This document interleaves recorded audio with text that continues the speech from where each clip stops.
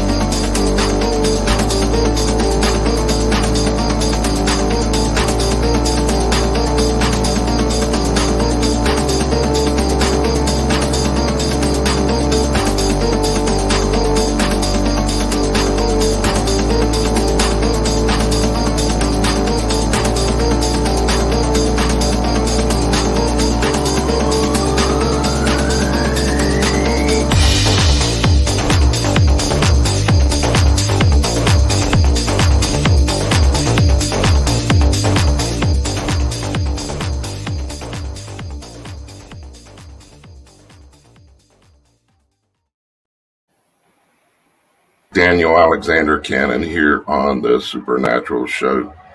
We're having just a momentary technical difficulty kind of thing going on, so I hope that y'all guys will bear with me while I try to fix quickly one of our streams that has failed, and I don't think we'll be able to do it from here. So, oh well, that's all right.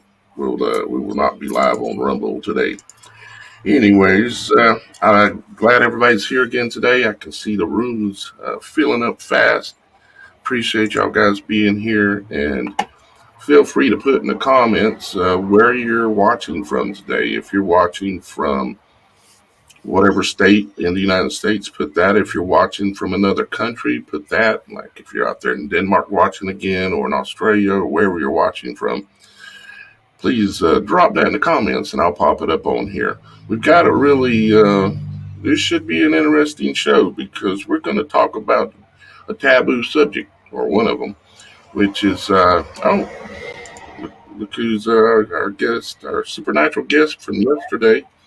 Jesus Freak Computer Geek is here, and we appreciate him being here today. Thank you, brother, for watching today.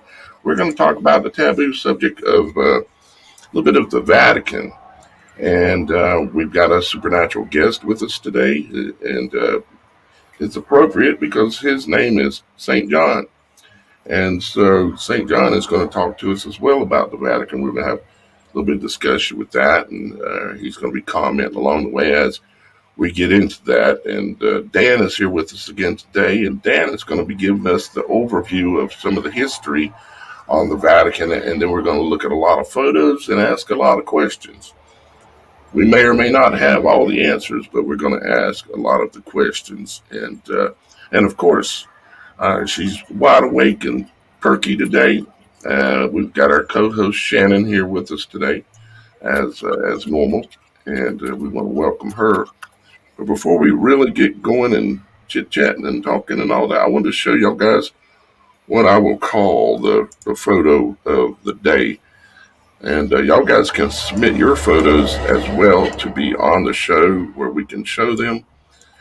This is a photo I'm going to pull up here in just a moment, as soon as I can get it to pull up, that I took yesterday during the show. I had this, for whatever reason that I never do, was an urge to go outside during the middle of the show. And I'm like, it felt weird, but I just listened to it and went outside. And when I did, I got to, well, I'll show you what I got. Let me share the screen here. Show you when I looked up what was in the sky above me. And let's see, where is it at here? Let me share my screen. Did I do that yet? Let me see. Okay, yeah, here we go. Okay. So here is one of the images I took. And you kind of have to say, well, you can see a lot of things in the clouds, but we were discussing kind of this subject. Actually, we were talking about um, the image of what we're actually looking at here. Now, I asked some different people what they seen, and some people said a dragon, and some people said a horse.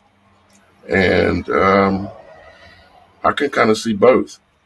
But when I first went out there, I seen it, and you have basically right here, as y'all guys can see, you have what looks like either a dragon's head or a horse's head.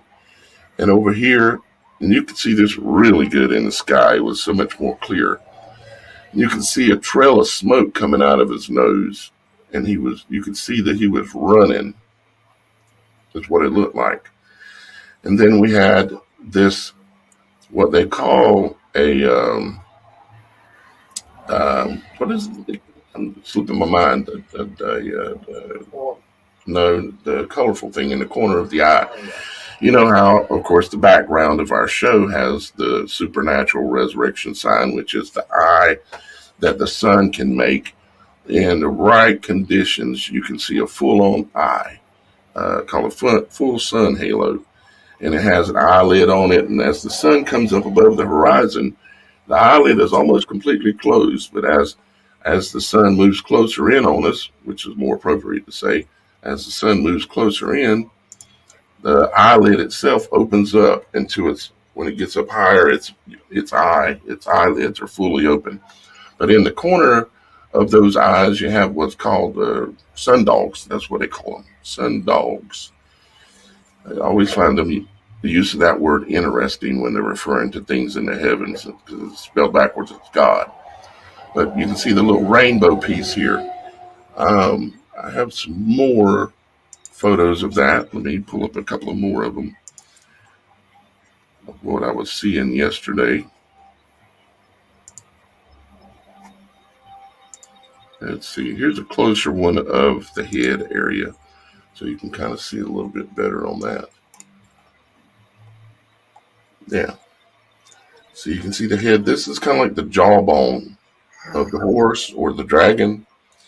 And you got, of course, the eye here and the snout coming out here. And then you can see the smoke coming out of the nose. It was literally a stream, and then it rolled out in front like that. And you can see the mane back here. Now, am I saying that this is a horse or this is a dragon? No. What I'm saying is this is what I went out when I felt for some weird reason I should go outside here in the middle of the show, which I never do. I told Shannon, handle it for a minute. I went out, and this is in the heavens above me. And it even had the corner of the supernatural eye. This is the very edge of the corner of the eye that you see when you see a full sun halo. Let's see, I got a couple more, and then this is a pretty good one.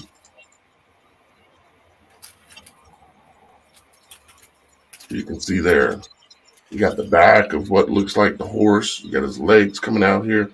And it actually even looked more like a horse running into battle before I was able to get my camera. It starts changing and stuff. But I'm sure you can see that. And I just found that very interesting. And y'all guys can come over on the website if you'd like to share your photos, whatever kind of photos you might take from time to time. You can come here on the website and come down to TSS, which means the Supernatural Show, pick or video of the day. And when you come here, you can there's several categories down here, or 2 categories. You can put in your picture, your information, and you upload your photo, or you can even upload a video as well if you want to, or send a link to a video if you've seen a really interesting supernatural video and you want us to know about it. Come here and submit it. It's just that easy. Go to TheSupernatural.Show. And I can tell I need water already.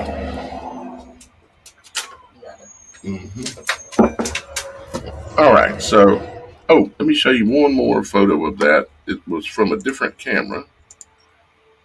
And let's Let me grab it here, and then we'll move on. This is it right here. Yeah. Now this one was from an iPhone, and you can see, of course, the dragon horse thing, and you can see the smoke coming out of his nose over here to the right. Okay. And what was interesting too is on the iPhone there was an orb that showed up, an orb, angel, whatever you want, call it, that showed up here in the upper right. And I don't know if you can see this line, this curve, this arc right here.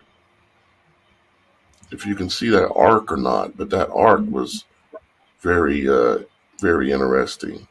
There it goes. So you can see a little bit better now. But it had an arc that was running right across it. Yeah, when you look at this other part here with it and everything. You mean the orb area up here? You mean the orb area up here looks like a sickle? Yeah, it looks like that might be like one of them skits, like how they cut the wheat in the share. Gotcha. Yep. Well, I don't look and take things for granted anymore. And when you go outside and you see something this perfect looking up in the heavens, and you don't never go outside there in the middle of a show and just leave the show, and you go out there and this is in the heavens, and you're talking about the white horse and the red horse, and you go out there and there's one in the sky, what are you supposed to do with that? You're supposed to ignore it. I can't do it anymore. I can't do it anymore. So anyways, that's our photos of the day, guy. If you want to submit yours, just go here to the website, TheSupernatural.Show, and submit your forms or your photos and your videos.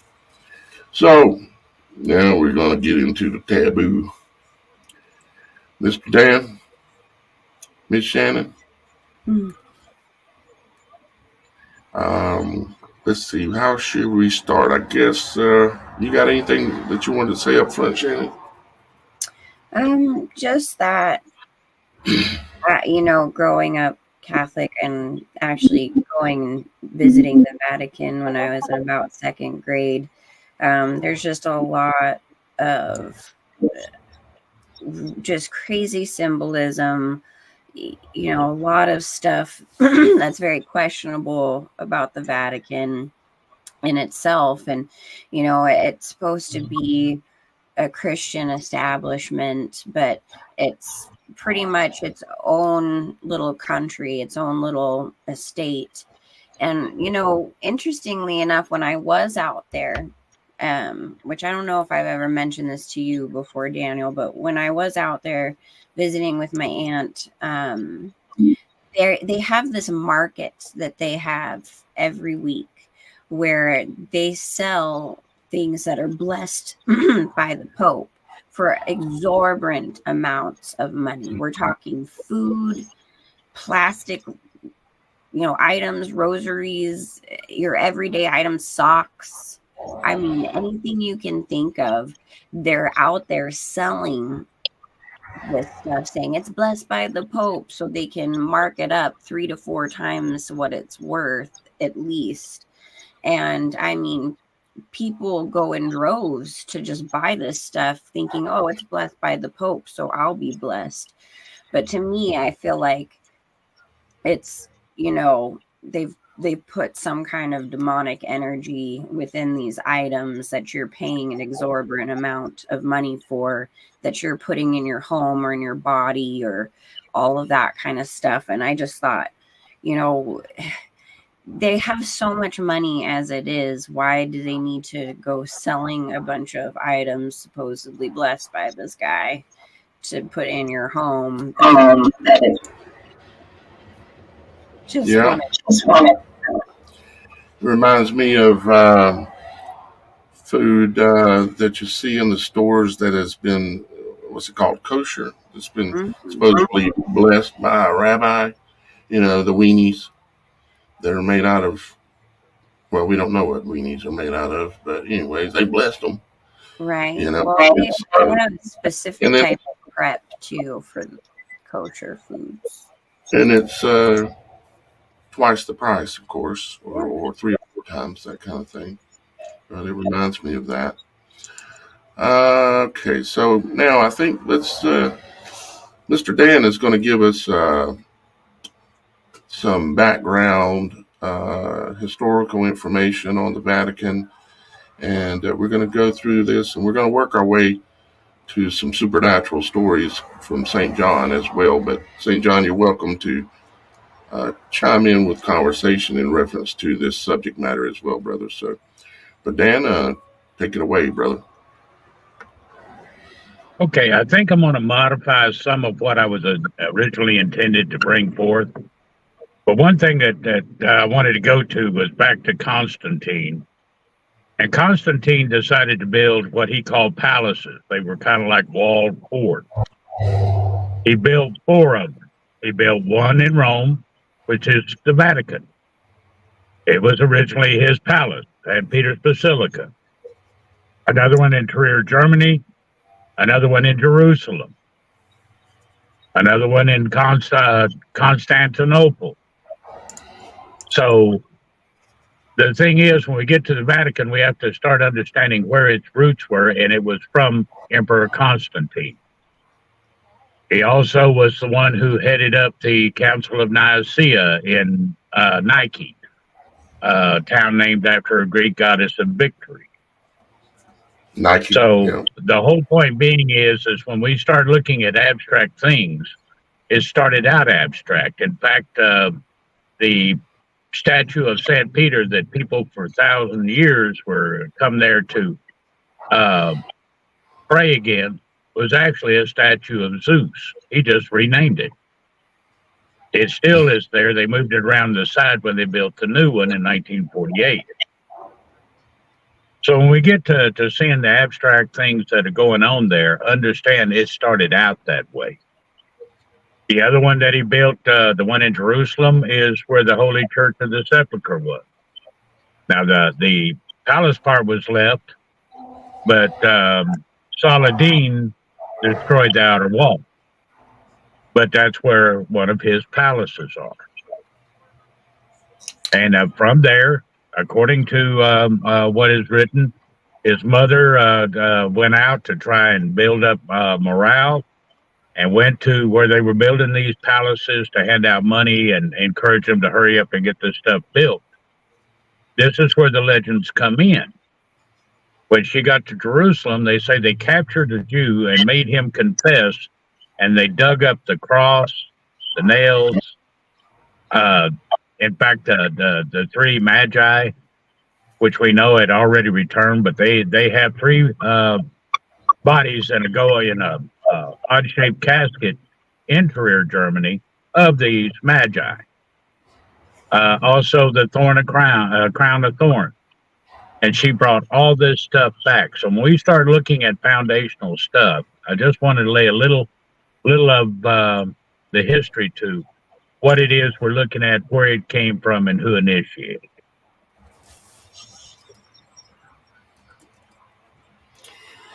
Yeah, thank you, Dan. I appreciate the background information. And what we want to do is make sure if anybody is out there that's maybe Catholic or considers yourself a Catholic or was raised in the Catholic Church, what we're doing here today is not trying to attack you or your local church or your beliefs necessarily. We're really not trying to do that. What we're wanting to do is ask questions and shed some light on some truth behind this organization that is one of the most powerful organizations in the world. They're the largest landowner in the world. Just to give you an example of how what their financial ability is like, because they've got churches, basilicas everywhere, all over the planet, and those buildings themselves are an interesting discussion because they're designed. The literal design is in the image of a woman laying on her back, and the doors that you go in that are crescent shaped like that are Visca Pisces. They're the point of creation. It's the vagina of the woman, the image of the woman that you're walking into. You're walking into the birth canal when you walk into a basilica. And if you don't believe me, or if you're maybe a little insulted, that's not what I mean and how I mean it to you. I'm just telling you the truth. You need to research it and try to understand that these things are the truth. And I'm not saying that just because they designed their church in the image of a woman laying on her back and walking in through the birth canal, it's just truth. It don't mean it's an insult. And we're going to show you other truths today that are not intended to be an insult to things that you've been taught since you were a child. We hope that you can understand that and just consider some of the things that we're going to show you today, because we do have some interesting things to show you. I'm going to share my screen again, and we're going to look at some different things. If my computer will quit messing up and everything going white, I would appreciate it if it would do that. An interesting thing to note too is there are 3 different districts throughout the world that are considered to be like their own country. They're like something completely different than where they reside, if that makes sense. I know there's an actual term for it, but I can't remember right now. But the Vatican, it's considered to be the world's spiritual head. In England, in the UK, that's considered to be the world's financial head. And then here in the United States, in what they call the District of Columbia, right? The White House, that whole area, that's supposed to be the world's military head. And they all do work together. And it's interesting how throughout history, the Vatican and the monarchy of England has had financial hands and also backings within certain assassinations, within certain coups, like different types of takedowns in different countries. They've all kind of worked together to create those situations from happening or happen. God, I'm not having a good day with my words today, guys. I apologize, but if hopefully you understood what I was trying to say. They are all financially and with their power backing a lot of the worldwide events. And even in my own family, we have letters from both sides giving money and the power and authority to assassinate and take down certain government factions, back in the Lincoln days and things along those lines. So it's just kind of an interesting thing to note, the amount of power that the Vatican has. Yep, absolutely. I just wanted to show a couple of photos real quick related to what I was saying a while ago. I think it's interesting that you're bringing up the Notre Dame. Back in 1991, I was 16 years old, and I was actually standing in front of that Notre Dame, and someone was trying to commit suicide with an attempt at jumping off of the church. But we're dealing with a multi-layered psychological operation.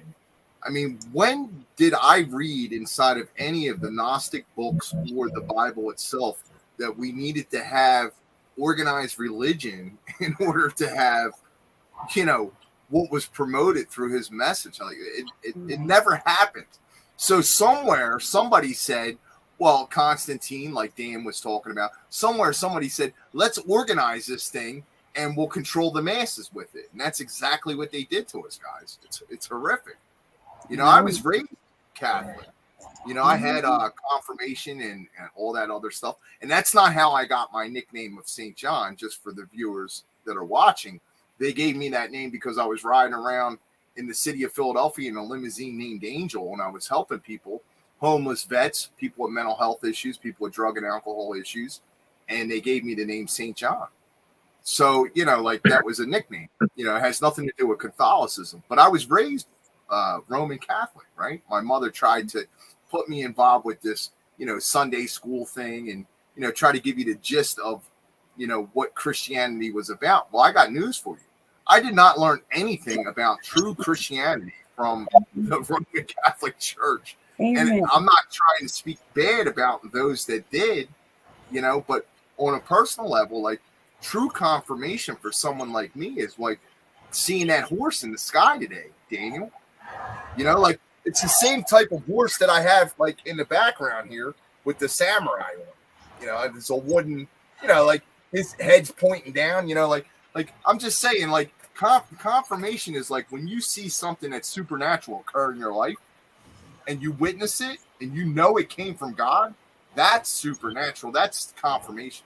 For me, communion, based on what they taught us, is one thing you eat the wafer or whatever, right? But like here we are now having this discussion about higher level spiritual things, right?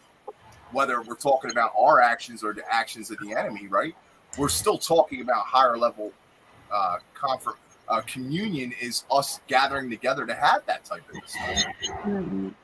Mm-hmm. Too, historically speaking, the Vatican, the Roman Catholics were the ones behind the Spanish Inquisition, all of the witch hunts back in Europe. And literally, they would just absolutely torture people in horrific ways for them to confess and all of these things. And how is that Christian? How is that of Jesus, of the Father, by torturing people inexplicably to get them to confess something? And we're talking, just mass murder in the name of God. That's not my God that they are doing that with. I'll tell you that right now. And you just look into the history of even a lot of the stuff in the Middle Ages, or the Dark Ages, all of the torture devices and things they had, those were designed by people in the Vatican, by supposedly holy men. And it's just absolutely horrific that what powerful people in position will do in the name of God to cause harm and horrible things to people. Sorry, going on a rant again. I think it's the way that it's always been done. It's to Right. do things, to do horrific things and claim it's for God. And of course, it's the exact opposite. It might be for a God, a lower God, but it ain't for the Creator, because the Creator is love. And yeah, He did create all these things for purposes that we can't understand. But yeah, it's not, there is no way that killing and murdering adults, let alone children, or fooling people into going into wars and battles just because two different rich men want some entertainment. It's just insanity. Now, I wanted to show you guys this image. This is Our Lady, Notre Dame, that the one that caught on fire, that they claim which they set the fire. In my opinion,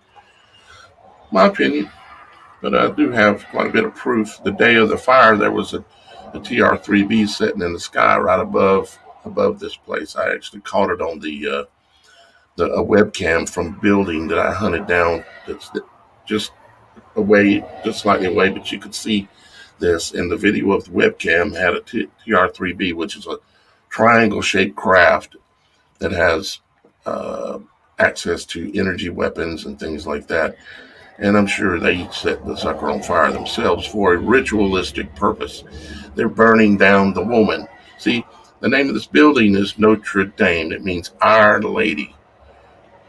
Okay, so this building is named Our Lady. So what is this lady doing? She's laying on her back. This is her legs up in the air. And this is her, where you go in the front door here. All three of these front doors are in the shape of a Vesca Pisces, which is what's called a point of creation, what I call it, point of creation. It is where uh, it's there's lots of things I could get into about it. We're going to keep it simple for this situation, and that is that it's basically the vagina of Our Lady laying on her back, and she's looking up at the stars. And this rose window here is the clitoris, the torus that is on a woman's body, that is a point of energy, frequency, and this rose window, of course, is symbolism for the clitoris. It's just truth. It's not me trying to be vulgar or insultive, and I hope nobody takes it that way. It's just the truth. That's how they built this. It's called Our Lady. And if we look at another picture here, you can see, let's see if this is it. Yeah. So this is the side view. Okay. And here you have the body running out here of Our Lady. Okay.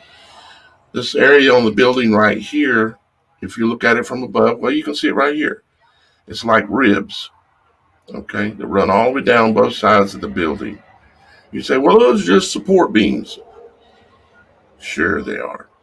And then you have this what do they call this? The spire. Yeah. The spire here. And that is in the place of where the heart is, basically. And inside of this building, this basilica, up at the front up here, at the very front of the building, is where the pew is at, or I don't know what they call it in the Catholic religion, but it's the Holy of Holies up here at the front of the building where the head is. That is where, in most churches, it's like that. You know, they have the congregation. You come in through the front door, and you go all the way in the back is beyond the edge of the steps, is where nobody's supposed to really go up there unless they're the priest or they're the preacher or they're the whatever, because it's considered the Holy of Holies in the church. But inside the church itself is also considered to be the holy area, which is back in this part of the church here. So this is symbolically, the point is that it's a woman laying on his back. You got to ask the question of why. That's a fair question. Why? And I don't know if anybody here in this panel has that answer. I mean, I could speculate as to why, But then also I want to mention, we got a lot of things we could get into, but the word Catholic, if you take any word and you start breaking down the syllables within the word, you normally will find out what the true meaning is. A lot of times you have to go back to the Greek or Hebrew or Aramaic, but normally a lot of times it's Greek to find the real meaning of the word that you're trying to understand. Like they call it Catholic. Okay, well, it's just Catholic. That's what it's called. No, there's a reason. Just like that building built the way it is, there's a reason for it. So cath is interesting because it's talking about cathode. You see, and if we look at this building again, you see these rose windows, you might call it, okay? These signify, they're called a toroidal, it's a 2D image of a toroidal field, or a cathode field. You could call it that as well. And they signify the energy, the resonation, the frequency resonance that is in the building, that building produces, is how they design the frequency that's being shown. Is what's the word, Shannon, when they use like water and salt on a vibrating plate? Cymatics? It's kymatics because it's Greek, but a lot of people pronounce it as cymatics, but it's called kymatics. Yeah, kymatics. It's what it is. It's a secret that they don't tell us about. It's how all things work and flow in this world. Literally, the word world is the true spelling of world when it comes to the world we live in. because you can see the image of heaven and earth actually on this building. It's these images like this right here, the rose window. It's how a flower develops. It's how uh, a thunderstorm spins. It's how a hurricane spins. It's how our world operates as well. And I spell that WHIRLED, world, because it's a world. It's the same way that God spoke and created our world into existence, is with his voice and with his breath. He breathed life into us. He breathed and spoke the life, the frequency. When you breathe out and you speak, it creates a toroidal field in front of your face. Every word you speak is creating a toroidal field. Boom, boom, boom. Every time I'm saying it, it's happening. If you have, I demonstrated with a video the other day where people are using the vapes to show their breath, and it's easy to see, like a smoke ring. If you can blow a smoke ring, that's a toroidal field spinning. But going back to the reason I'm talking about this is the cathode itself. It's based off of the way energy flows and works in this world, based off of a two-polar system, a positive and negative. And you might notice, like in these images here, that they are showing how this works, and they're showing it in water. And why are they showing it in water? Because we're in water. You say, no, we're not. We're in air. Air is a thinner fluid, but it is a fluid. You can feel it. You can blow it on your hand, and if you blow it hard enough, you can blow your hand away. If you could blow that hard. But the point is that the whole world that we're in is a fluid. It's like it's not unsimilar to the fluid that exists when a child is being developed and born. They are in their own toroidal field. It's called the what's the word for the Amniotic. well, no, the uterus. Yeah, the uterus. It's the uterus. It's a torus. It's the same thing we're talking about. The way a torus works is based off of positive and negative energy flow that flows in the image of all things, which is heaven and earth, just like the water going down your toilet. But they know these secrets, but they don't tell us these secrets. But they know a lot of other big secrets too, and we're going to get into some of them as well. Like, how many secrets are being shown here in this image? This is part of the right by the throne, you would say, inside the Vatican. In St. See, Basilica. yep, exactly. You see how this image up here at the top is in the shape of an egg, which is the shape of a toroidal field, which is the shape of the heavens. You see how that is? It's complete egg shaped, basically, or shaped like the crown of your head. And the energy flows, even in this room, the energy would flow in a toroidal movement in this room, because all things work like that. You see these poles, how they're twisted here, running up? Those are toroidal indications of toroidal. It's like the eye of a storm, like a tornado, or the eye of a hurricane. See, they know it, and they're showing it through their symbolism. They have 4 poles here, 4 toroidal imageries here, holding up whatever this monstrosity is. I'm not intentionally really trying to be disrespectful, but what I am intentionally trying to do is ask questions and show and ask, why are they hiding all these secrets? Why? Not only that, why are they hiding the secrets? Let's go over here and look at some other images. Too, not to sidetrack, but Yeah, they have a mass every year where they literally sing that Lucifer is like Jesus. It's in Latin, but it's talking about Lucifer being, at the dawning of his creation and all this stuff in Latin, and then they get the people to repeat it, and they usually have it in that area that you just showed in that picture, but they're singing to Lucifer. They are.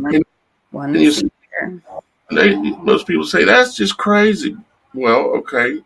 If this doesn't have anything to do with Lucifer, why is their telescope that they have, this one right here, why is it called Lucifer? That's an acronym. Okay, they say that's an acronym, and each letter is a word that has to do with the name of this telescope. But it just happens to work out that it's the acronym for Lucifer. Right. That's what they do with CERN. It's Force or Nunos, but they're like, no, it has this scientific meaning, we swear. You know? So you say, okay, well, they changed the name supposedly to Lucy. They shortened it, right? But then they're still calling it over here, and this is just on Wikipedia, the alternate name is called First Light. Okay. Well, what is also Lucifer known as? It's like these are reasonable questions that should be able to be asked because their telescope is named Lucifer. And if you're for God, why are these things going on? Why? Let me pull up a folder I have here with a bunch of images in it. Let me show you some things there. You would think if you're unaware of this, and a lot of young guys are aware of a lot of this information, but we have to keep continuing sometimes to come back to this stuff and talk about it. Let's look at, let's see here. Let's look at something pretty obvious first. We got all kind of different videos and images here, but I want to get one that's easy to see. Let me open this one for a second. Let's rotate that. Okay, so this is the top of the building, okay, at the Vatican. And what's this building called, Shannon? It's called St. Peter's Basilica. Okay. Or which basilica means crowned serpent. Right. Okay. So why does basilica, this is in Greek probably? Yeah. Dan? Is that Greek? What, basilica? Yeah. Yeah. Okay. So it means crowned serpent. So what do we have right here on top of this building but a crown? And what do we have right here but a diamond-shaped head that's underneath it that looks like a serpent? So you got crowned serpent. Let's see. Let's see if our theories hold weight. And Daniel, a diamond-shaped head is a viper. Right. Absolutely. Let's pull up. Let's see if we're right. Because if we're not right, we don't need to be saying what we're saying. So basilica. Okay. Basilica. And let's look up Greek translation and see if it's in Greek. Greek meaning. I get it there. See what we got. Kingly or royal. But this is, of course, you have to look a little bit. Kingly or royal. Okay. All right. And Notre Dame is considered to be a basilica as well. Let's see. Royal Palace, feminine of the Basilicos, Royal King. So it means crowned serpent. Let's keep looking here, because I would imagine it won't be easy to find a true thing. We might have to look at what? Let's look at the seal. It's interesting to me that the word Ba is at the beginning of the word. Ba, like Baal. Mm-hmm. That's the first hint right there, is the word Ba being at the beginning of it. Boy's name Greek. Byzantine Empire. Um,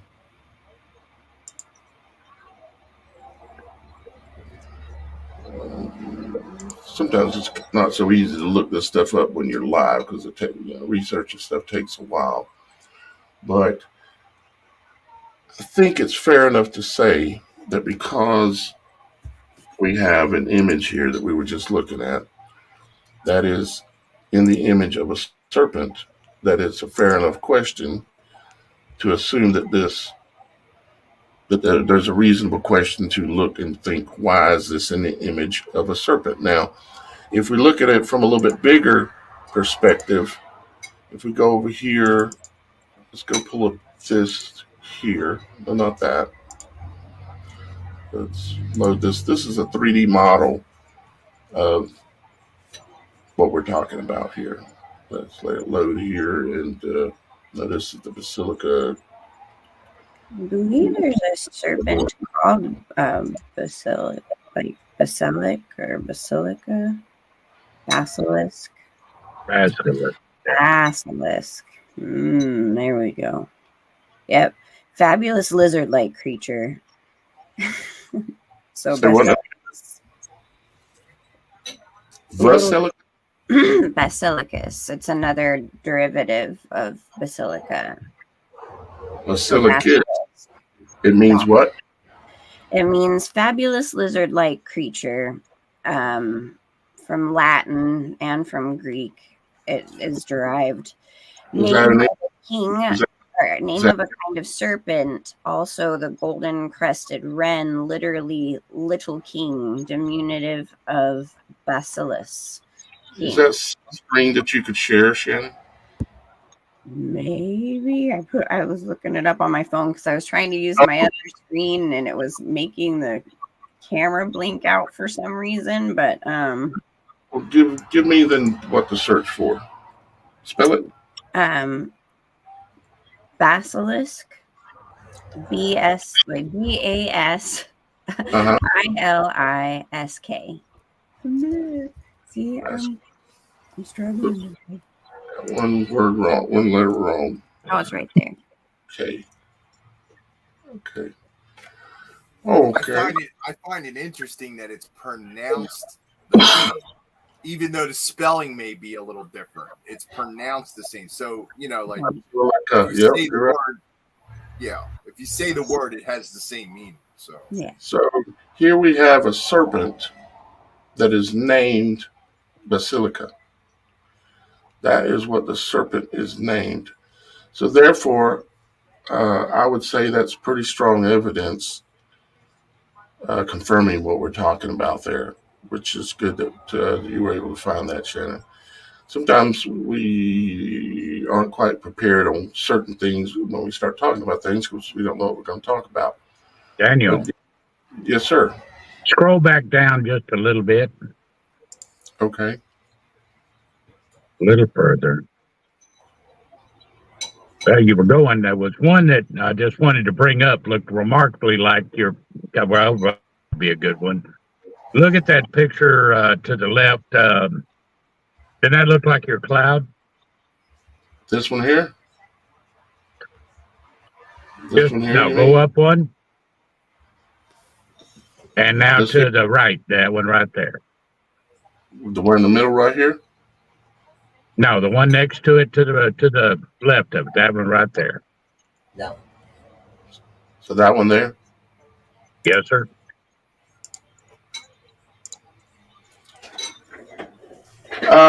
Well, certainly that has similarities. Yeah, for sure. Yeah. I mean, it was either a horse or it was a dragon, basically, that was up there. The image of it. Now I know most people would say that's crazy. Daniel's saying he sees dragons in the sky. I didn't see a dragon. What I've seen is an image of a dragon. Now, do you believe God is all powerful? Oh yeah. Do you believe that God has the ability to manifest things and do things on a moment's notice? Do you believe that God has the ability to speak to us in a quiet voice and give us thoughts? I believe all those things. So therefore, the possibility of why I was told to go outside, which I never do, and I listen to it because I've taught myself to start listening to things better. Um, so yeah, it's very possible. That's pretty close. It ain't far off of If it. you guys don't mind, I'd just like to throw in here. If you look up the that word spelled that way uh, in the Wikipedia, it actually states in there the etymology of the word. Like I'm a rootist. I always like to look, the origins of a lot of stuff. So it says in the etymology of the word for the spelling that Shannon gave us, right? It Uh huh. says the word originates from Greek form basiliscos, right? And it pronounces it in Greek, but the Latin version of it is spelled exactly the way that they spell it for that church. Right. So that's very interesting. And it says, which means You said little that's king. you saying that's on Wikipedia? Yeah. So, yeah, just that word there. You don't want to have that other plum. Okay. So And then let's just search that word and see what we get. Okay. Hold on just a second, guys. I have to step out for right a there second. where it Okay. says the etymology, see where it says young rule.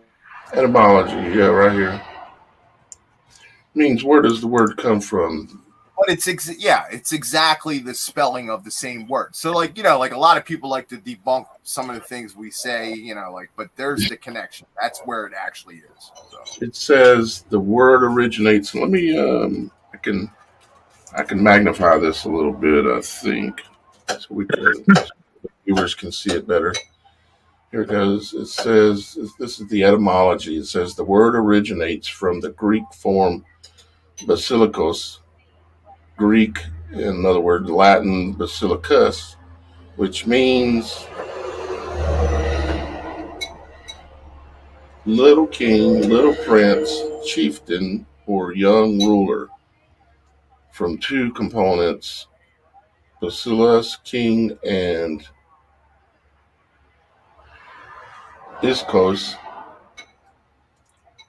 It was also considered to be synonymous with the cockatrice, which is a serpent. It's the biting serpent, which is in the Bible. They call it a cockatrice. It's a the serpent. it's just very interesting that they attribute the word king, but it's the lesser king. It's like the world king, not the higher king that we, you know. I think it's interesting. I think it is Point interesting. that out. Absolutely. So. Um, so we've shown that there are serpents named with this name. We've proven that. So let's go ahead and let's look at. Let's see where we were at here. That's one image here that we can look at and look at the building in a few different ways. Let's see what this allows us to do. This is just a 3D imagery of the building and how it's designed. And I have a bigger one too that we're going to look at.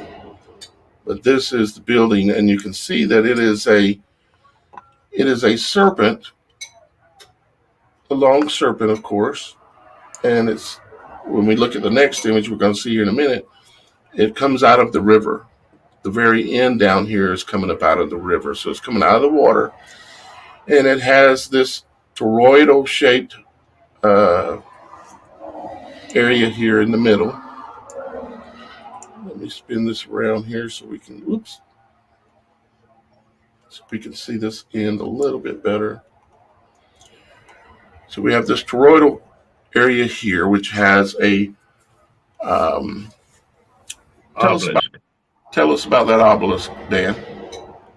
That is the original obelisk that they brought over from Egypt. Used to sit outside. This whole design that you're looking at, the encompassed area, and the where St. Peter's Basilica sits in Karnak, to become a pharaoh, you had to go into that temple that was there. This was built out of the legend of Isis and Osiris. Osiris then was chopped up by his brother Horus, thrown into the Nile in 13 pieces.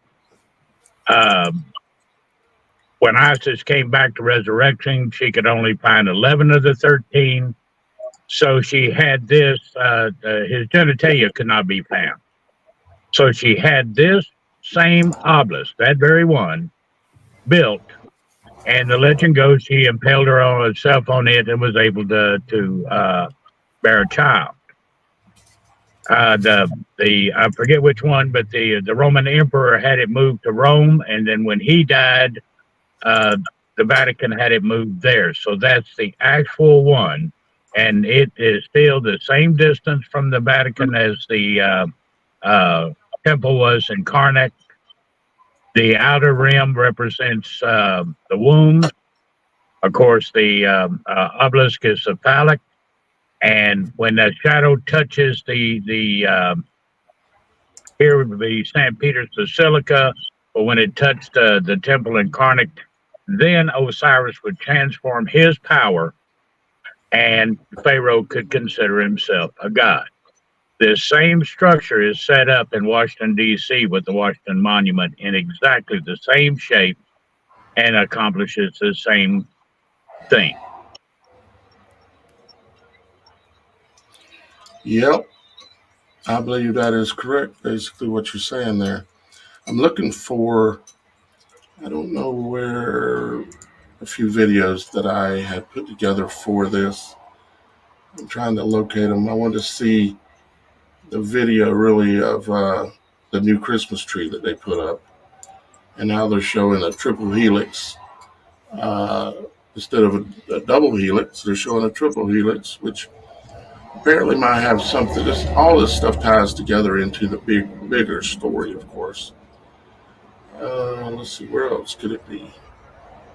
What did I do? I don't know where it went. Dang it. That's okay. We can still show what I really want to show. So let me back out of here real quick. And let's go to the next bigger version. I'm not sure if this is it or not. Let's load this and see if this is it. Because I want to show the whole complex. And there's one of these that shows the whole complex. And then we're going to take a look at some areas within the Vatican, some photos of that. And then after we get done with this, we're going to then go and St. James is going to tell us some of his supernatural, St. John. Yeah, St. John. That's all right, Daniel. I'm sorry, brother. That's the second or third time I've done that now. All right, let's see here. Does dead air make anybody nervous? Or bored? Okay. Let's see what we got. Yeah, this is the one I'm looking for. So let's open this up. And let's back out a little bit. Let's turn it like this so we can see what we got here. Anybody know much information on this star fort that's here? What looks like a star fort anyway. Because it comes out of the Vatican here, and it comes down straight down this main corridor here. And then, of course, into the water is what we're basically looking at, as you can see. And let's go ahead and close back in on here. And we can look at it from above. Daniel, wasn't that the original ghetto? Say again, Dan?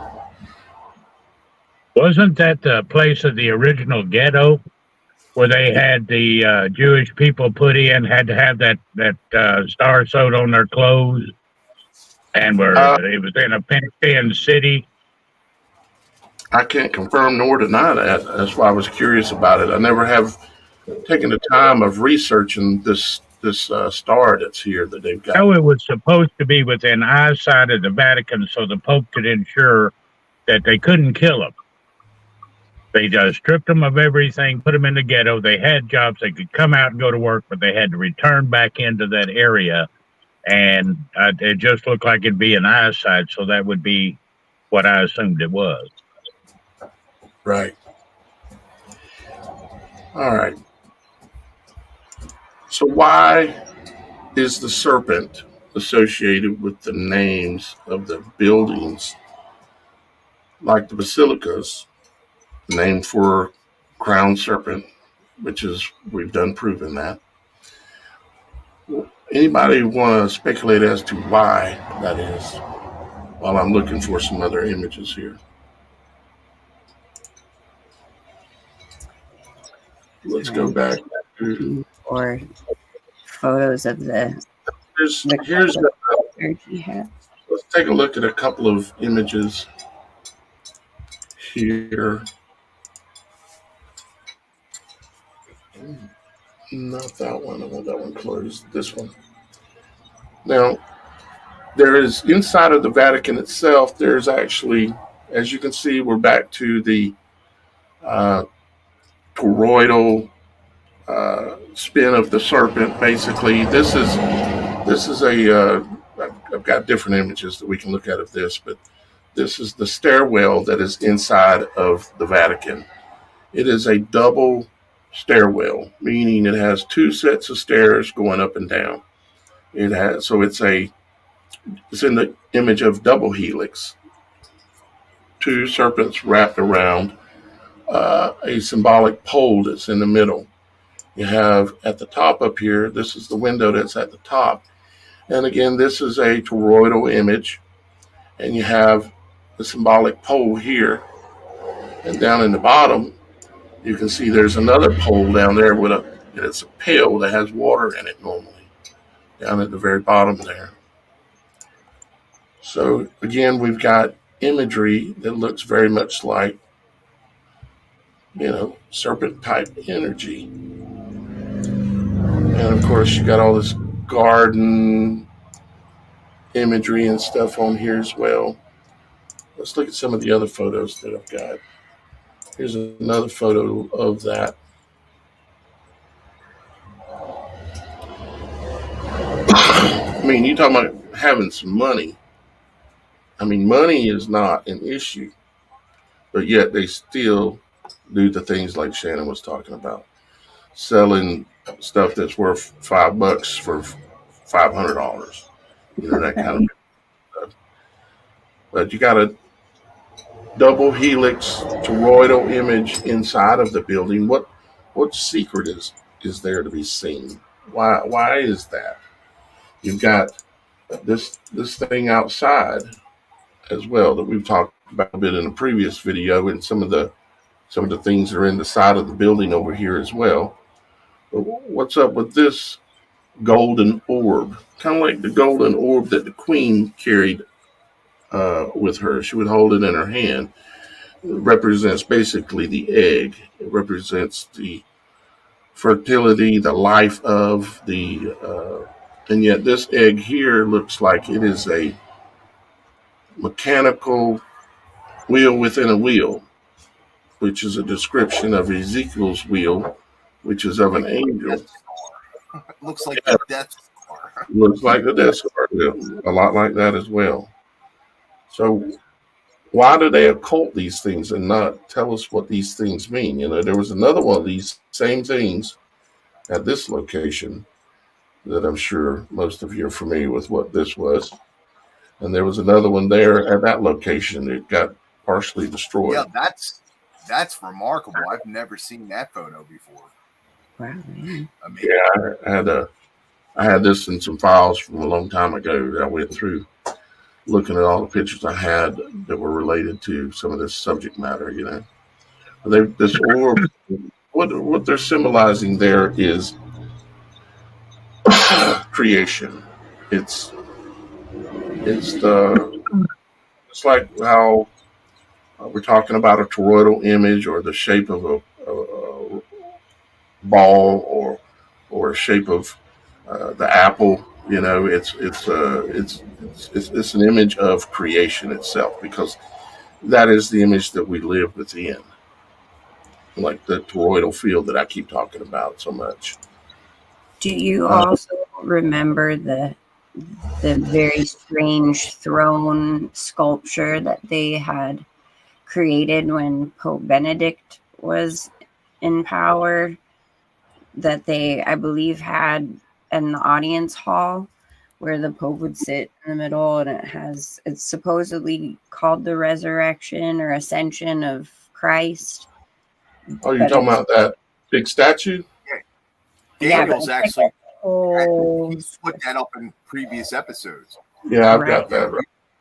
I've got it right here. The image in the middle not only has like human attributes, but serpent type attributes. This one you're talking about? Mm-hmm. Yeah. Yeah, I mean, of all the things I could design to represent Christ, Right. Looks like this would not be it. I'm just saying, this would not be it. Yeah. Exactly. This looks like somebody just got destroyed. Is this their image showing that they're destroying Christ in the current place and the time that they felt the process that they were at, and trying to go back to the garden and remove Christ from the equation and put man and woman back together again? To me, it's like somebody rising from the pit. This is like the abyss and not Jesus, because I've got a few more images of this as well. Let's see here. Here you go.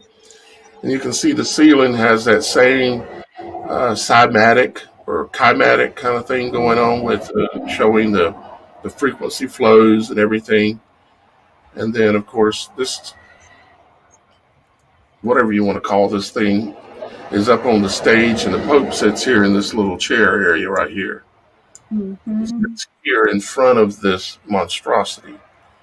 I mean, you'd have to be the worst artist in the entire world to use something like that. Another photo I wanted to show is this thing, this other monstrosity. And I'm also trying to find the photo I have of all the different clergy hats that they wear. And, it's quite telling with the different hats determining the power that they have in the structure of the clergy. We're talking the Ku Klux Klan type attire, the Dagon God fish hat, yarmulkes. I mean, you name it. They're different symbols of the power structure within the religion. Are you familiar, y'all guys familiar with what the like Baal or the Baphomet or some of that imagery of looks like? And if you look at this image here, you have to kind of forget for a second that you're looking at what you think you're looking at. For some of you, I know the guys here, all y'all guys know what I'm probably going to say here, but for other people out there, if you look at this and just kind of forget what you're looking at and just look at the overall structure of what you're seeing here, you could say that this right here was kind of like an eye, and this is kind of like an eye, and this is an ear over here and an ear over here. Let me zoom in a little bit more. So eye, ears. You got a mouth here. You got a nose. I mean, basically what you're looking at here is a goat. And above the goat's head is a flame. Now, let's see, what is it called? What's the image called of that goat-like thing that they use for anybody know what I'm talking about? Baphomet or It might be Baphomet. is? Baphomet. I think I spelled that wrong. Yeah, I did, but it fixed it. Okay, so let's see here. Oh, yeah, that's exactly what it is. Okay, so let's see if we see any similarity between this and that. Let me just pick, I guess, let's just do this one here. Okay, so if we bring up that, and you look at this, and you got this thing going on, okay, and you see the light that's the fire that's burning above his head up here, right? Okay, so the Baphomet, an androgynous creature, has hoofs like a goat, of course, the body somewhat of a human, and then the head of a goat, and it's got what's that star there called, Dan? The rim fan. Well, that's a rim fan. It's 6-sided. This is a 5-sided pentagram, only it's inverted, pointing to the direction that it is pushing power against. I think it's a pentacle when it's right side up and a pentagram when it's upside down. Yes, ma'am.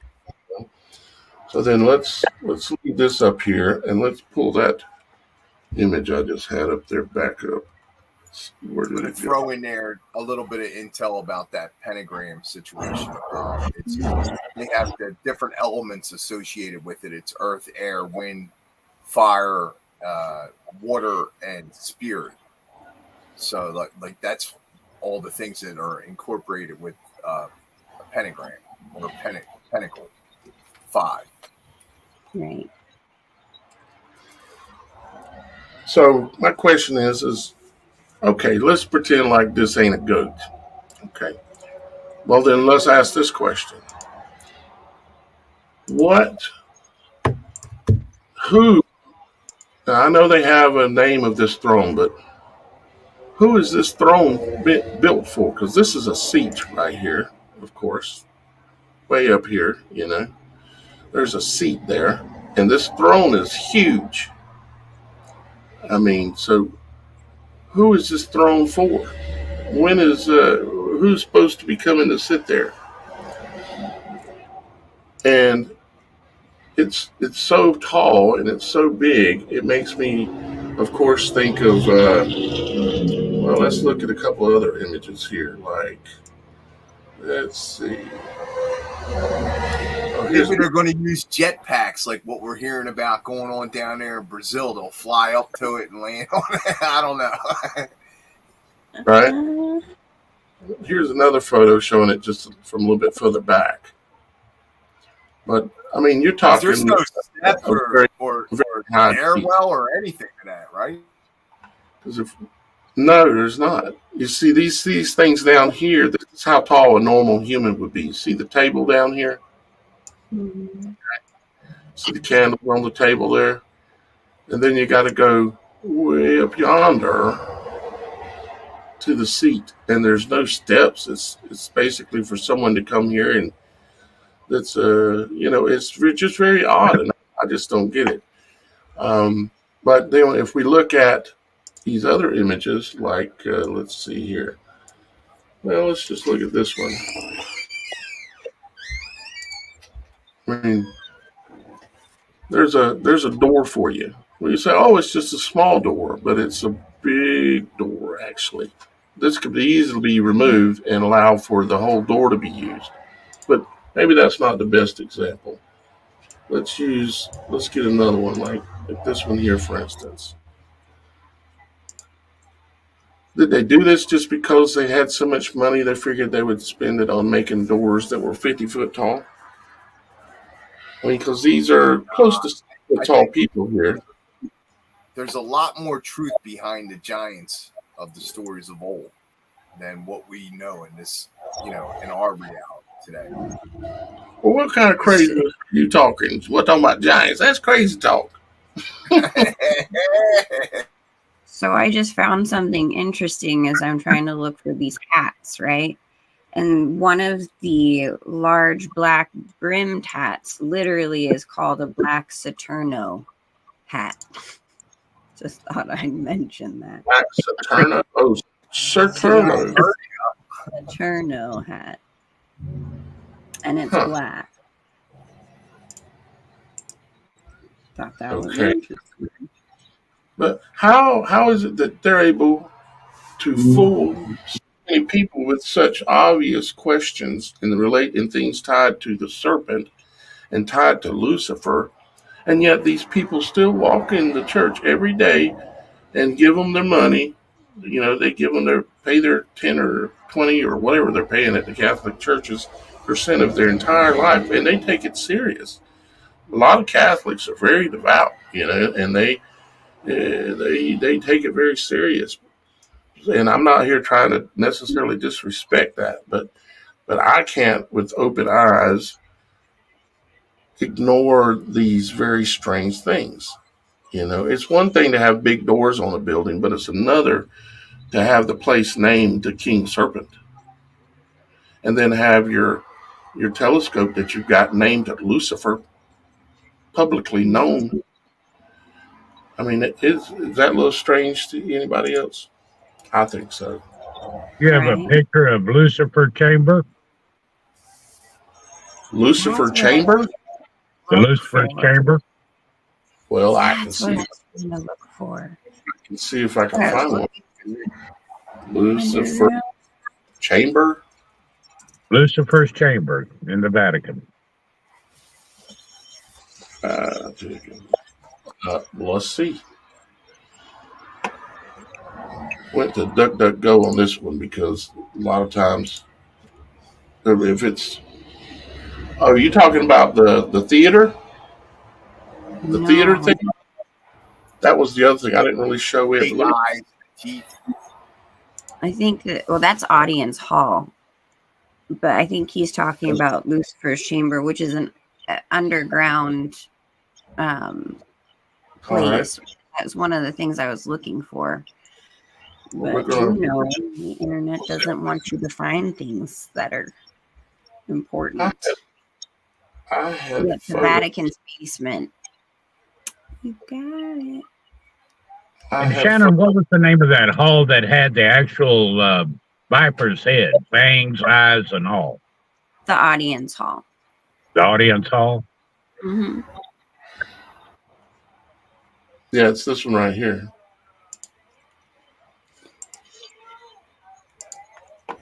But Lucifer's Chambers, that's literally in the basement of the Vatican. Those were the pictures I was trying to find earlier that just don't want to show up on my internet, on my stuff. Why is the screen not updating like it should? Okay, well, maybe it's working now. Okay. I pulled up Lucifer Chamber, Vatican. If you see what you're looking for, let me know, Dan. This is photos reveal what's beneath St. Peter's. Well, let's open that article. I'm not seeing it.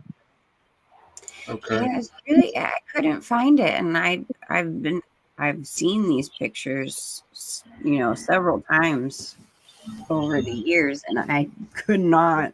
It's like it wouldn't let me look for it. But it's in the basement of the Vatican. There's like a whole underground huge basement with many rooms. And here's the Satanic Temple. Put this up at some capital. I'm not sure which capital, but put this up, and of course here's your horned goat. The way the throne was built for the goat. And you know how all these celebrities like to call themselves the GOAT. They call it the greatest of all time. Is the acronym supposedly, but it's actually reference to this this being here, with the fire burning above his head, just like we see with that star on his head again. Dan, are you referring? I'm sorry, I didn't mean to interrupt you, Daniel. Oh, you're good, buddy. Dan, if he was referring to the one with where it's got like the skull and crossbones, and there's like a image of some kind of a skeleton hanging out above on the roof. Is that what you're talking about, Lucifer's chamber? Because I think I actually found. John, I think so. It's been a while since I pulled that up. Does it? But I do know that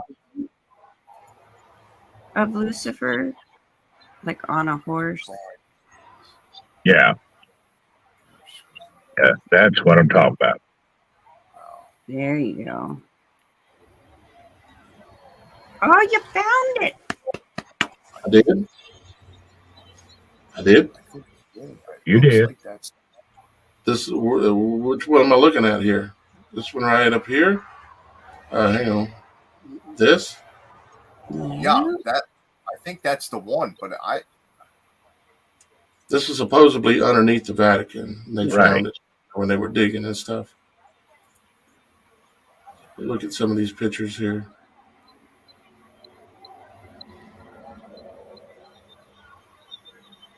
Underneath St. Peter's, they say. Crypts and all kind of other stuff. Oh boy. There's a bunch of crypts. That's what those are in the wall there. Well, they like to keep the bodies, don't they? They have an actual tour called the Vatican Necropolis Tour. So you could see all of the death and dead stuff underneath. Lovely. Mm-hmm. Sounds like a fun place to hang out. Well, I went on that tour when I was a kid and got lost in the catacomb part for a minute. It was kind of scared my mom there. Well, what all do you remember about your visit there, Shannon? I remember quite a lot. One of these days we'll talk more about that, but I don't want to take up the whole show on my crazy time in Rome. All right, well, whenever you're ready, Shannon, that'd be fine. So, anyways, we wanted to, kind of point some of this stuff out today here on the show and make people think about it that have not had the opportunity to really critically think about what this powerful organization is doing, and then why is it that they claim to be for God, yet they worship like a female serpent, it seems like. I mean, because everything that they do is related around that. They're certainly related around, let me show you this real quick too. And then we're going to be going to St. James here in just a little bit, unless I call him the wrong name again. It's St. John. You get my rod of iron. It's all right. I've been called much, much, much worse. Okay, so I'm gonna leave your name up here. Mother Mary. Okay, let's look at an image of this. And I imagine this is another thing that someone as a Catholic should consider, and ask the questions as to why they do this kind of thing. So we're all familiar with the general image of, what is this called? There's another name for it other than Mother Mary. The Madonna. Virgin Mary and Madonna. Okay. Let's see. I thought I might have seen a picture there that's okay. Let's do Madonna.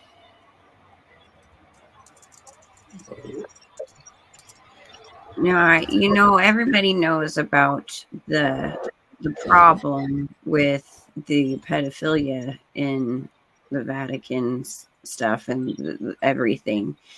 And that all goes back into the Kabbalistic roots in which it derives from. and it's all kind of connected in that regard. But literally, that's one of the biggest trafficking establishments that you could possibly think of. What they've got running around the Vatican, through the waterways, underground tunnels, all of those things, but it's all based off of Kabbalistic practices. So and even the goddess worship, the Virgin Mary that they go off of, is all based off of not just Isis, Osiris, and that whole trifecta, but it again goes back to the goddess worship of the Kabbalists.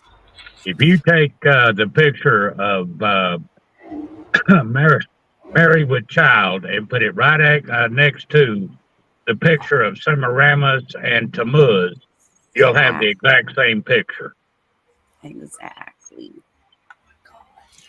You see, here, this is what I was looking for, the Virgin Mary's picture. Okay, so this is the one on the right here is the one that, most people would, Catholics, whatever, would be.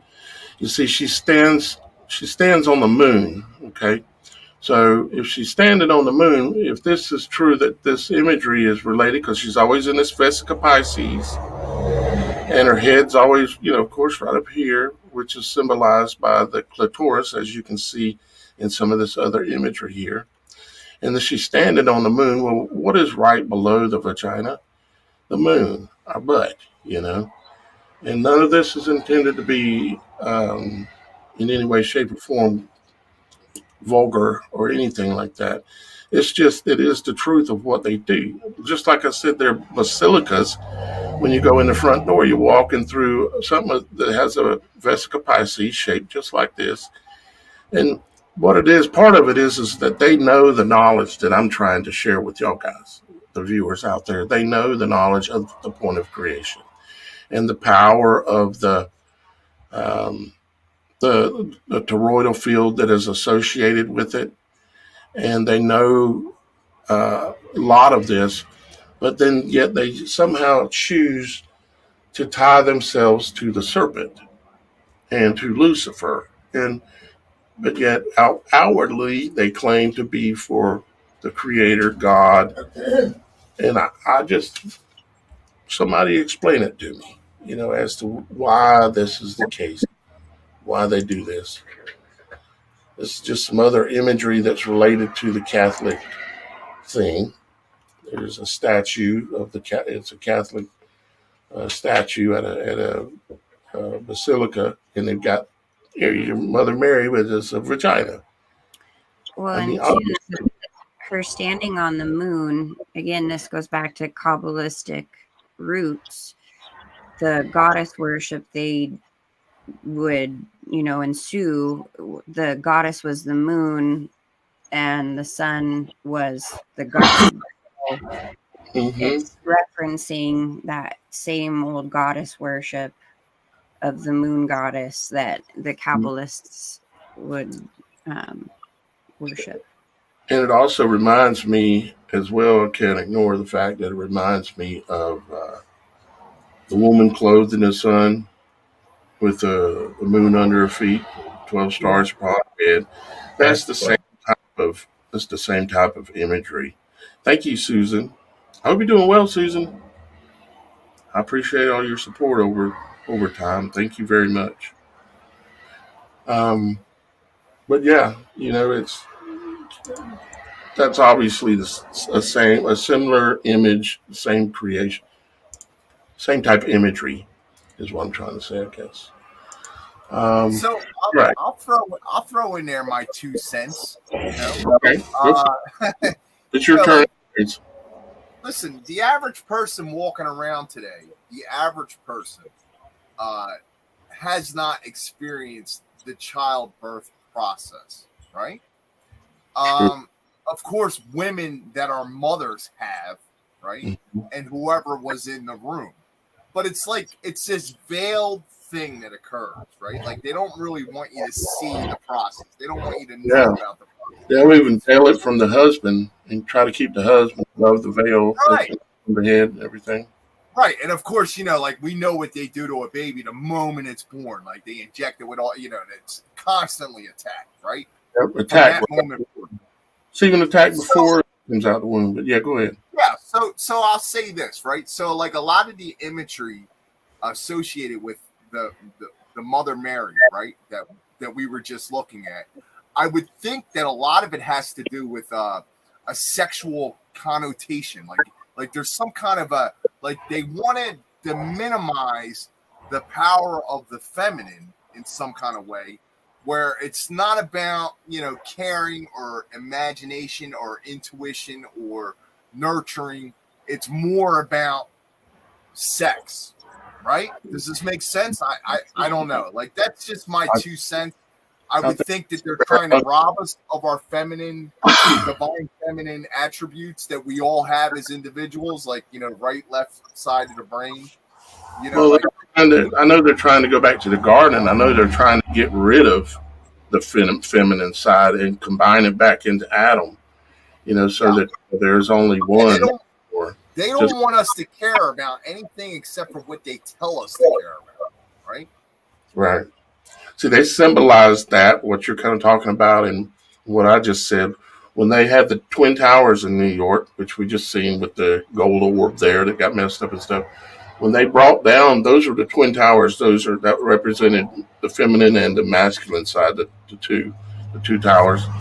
They brought it down. What did they do? When they put it back up, they twisted it into 2 buildings, and they twisted them into 1 building in a toroidal fashion, just like the Tower of Babel. And so, again, what they're doing is the same thing they've tried to do time and time again, is they're trying to battle with God and defeat God, is what they're trying to do. When you say that, exactly. His whole goal is to place his throne above God. So he has to find one thing that was stipulated in the Bible that was a lie. Then he wins. So whatever he has to twist, manipulate, castigate, whatever he has to do to get one thing changed, then he wins. Then that makes our king a false king, and he wins. Now, question about like Notre Dame, right? Considering it's called Our Lady, and that in My Pet Goat, right, it was destroyed, and then in real life it was destroyed, and they're reconstructing it. And to me, it's like a symbol, like a symbolism of taking down the old way of life and creation on this earth, on this plane, and reconstructing it into their new species, their new race, their new way. They believe. Remember, the whole thing with Eve. The whole thing with Eve was she was the multiplier of the seed. You taint that, you taint the seed. And what they're doing now is just simply trying to prostitute the multiplier of the seed. They get it, try to twist it together where men are women and women dress like men. It's all about prostituting the multiplier of the seed. Absolutely, Dave. Absolutely. Yeah, that does appear. It's like, see, ultimately what they're doing is the whole thing is told in Genesis. There's so much there that you don't realize until you see a bigger picture. But, it talks about the tree of knowledge, not supposed to touch it or eat of it, these kind of things, or you'll die, this kind of thing. And of course, that original sin was done, and then there was man and woman, and then they were kicked out of the garden. And then now you've got these people who think that they're as smart as God or as powerful as God, and they are trying to literally dethrone God in order so that they can live forever. Because they want to go back. They're angry that they're trapped in a time prison, just like in the beginning of the I Pet Goat video, Shannon, we were talking about. It has the goat trapped in a box, right? His head stuck out the hole, which is symbolic for the female reproductive system. It's stuck out of there, and he's mad. And because where's he at? He's in a concentration camp. It's got all the barbed wire and everything there. He's trapped in a time prison, and this is what they feel, is that they're trapped in a time prison.